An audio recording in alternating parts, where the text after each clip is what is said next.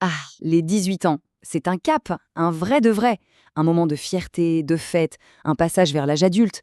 Mais bon, avec les célébrations viennent aussi quelques responsabilités, des trucs administratifs, disons. Alors, si un jeune dans votre entourage s'apprête à souffler ses 18 bougies, ce qui suit va vous intéresser. On va décortiquer ensemble une étape administrative qui est cruciale. Elle est souvent oubliée, mais pourtant elle est essentielle pour éviter bien des casse-têtes. De quoi on parle? De son assurance maladie. Plus précisément, du régime public d'assurance médicaments, celui qui est géré par la RAMQ.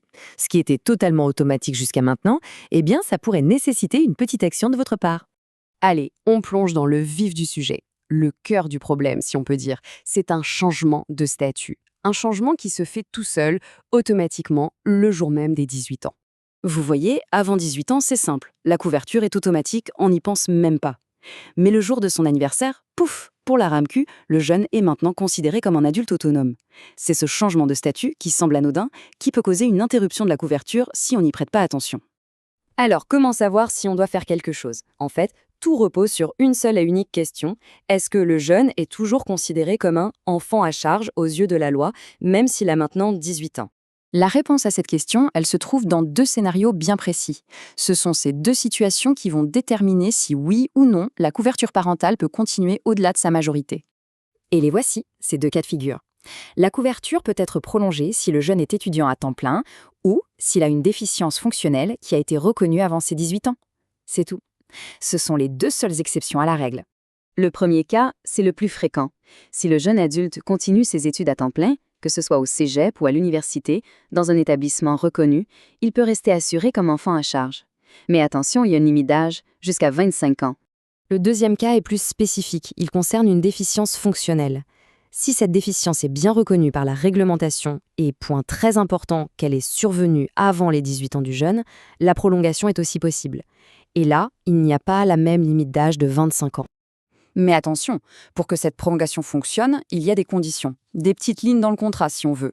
Le jeune ne doit pas avoir de conjoint, il doit habiter chez ses parents, et surtout, il ne doit pas avoir accès à un régime d'assurance privée, par exemple via un emploi. Ce dernier point est vraiment crucial.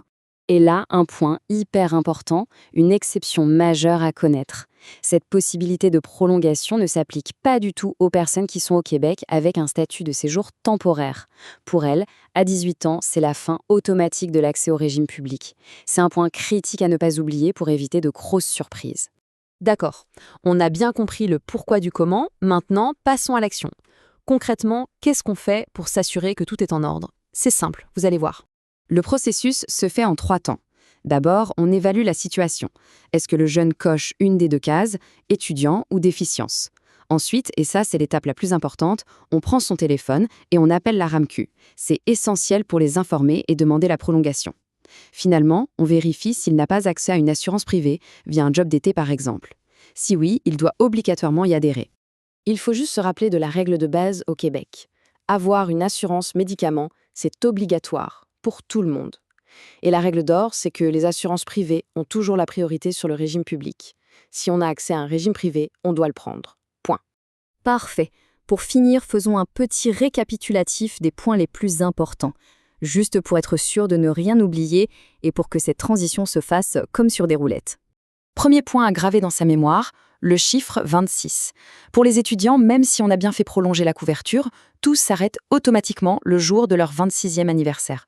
À partir de là, c'est à eux de s'inscrire au régime public ou de trouver une assurance privée. Et ce n'est pas une affaire qu'on règle une fois pour toutes. La vie change, n'est-ce pas? Si le jeune arrête l'école, trouve un nouvel emploi avec une assurance, se marie, il faut absolument le signaler à la RAMQ. Chacun de ces événements peut changer son admissibilité. Et voilà, ça couvre l'essentiel pour la RAMQ à 18 ans. Une fois cette étape franchie, on peut souffler un peu. Et ça ouvre la porte à la prochaine question. Maintenant que ça s'est réglé, comment on accompagne ce jeune adulte dans la gestion de ses autres responsabilités financières? C'est le début d'une nouvelle et passionnante aventure.